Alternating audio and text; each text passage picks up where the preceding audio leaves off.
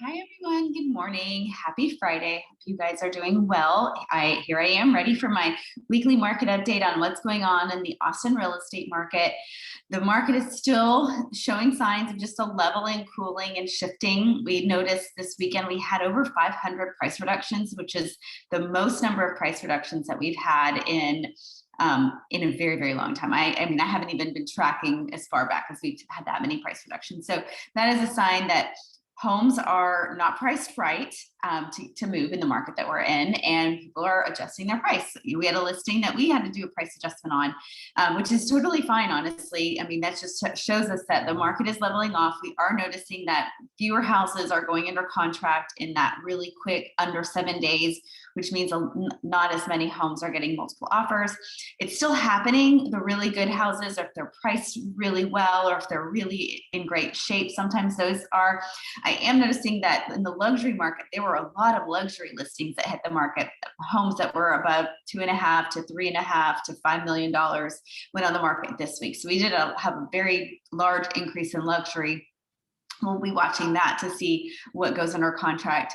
Again, those interest rates really have impacted buyers' affordability, and then the stock market, and there's just a lot of uncertainty right now that is causing people to slow down. But at the end of the day, we're still a very low inventory market, which means that we still in Austin don't have a lot of homes to support the demand that we have. So we still have a good steady amount of demand for people and for housing, relocating here for jobs. We still have a healthy economy in the Austin area. So the market as a whole, and I know the housing market isn't the only economic factor, but it is a large one here in Austin, is still doing well. It's still strong. So I just want to make sure I point that out, that all housing markets and all economies are sometimes hyper local. I know that we're tied to a lot of more global things, yet Austin is still doing really well overall. So I just wanted to point that out. One thing though I do want to point out is just make sure. I've had a lot of clients call me about their tax protests. A lot of people protested their tax valuation, and they've gotten a return offer from the county if they did it online. And the county, I've seen in a couple of different instances that people have told me, have made an offer of like $1,000 to $2,000 less than what their protest was. So if you're going to reject that value, make sure you're prepared to attend that protest hearing and show up with evidence. If you hired a tax protest company to do that, they'll do that for you. But if you did an online protest on your own and you submitted any sort of evidence, and the county just gave you a valuation of like $2,000 off, just make sure you're prepared to attend that hearing.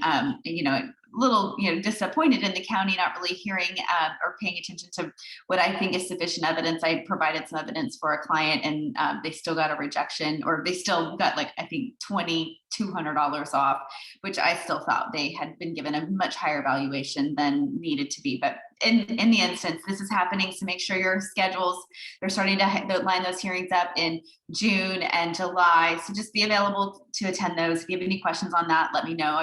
I'm always here to help you strategize when it's buying and selling or taxes or whatever it might be.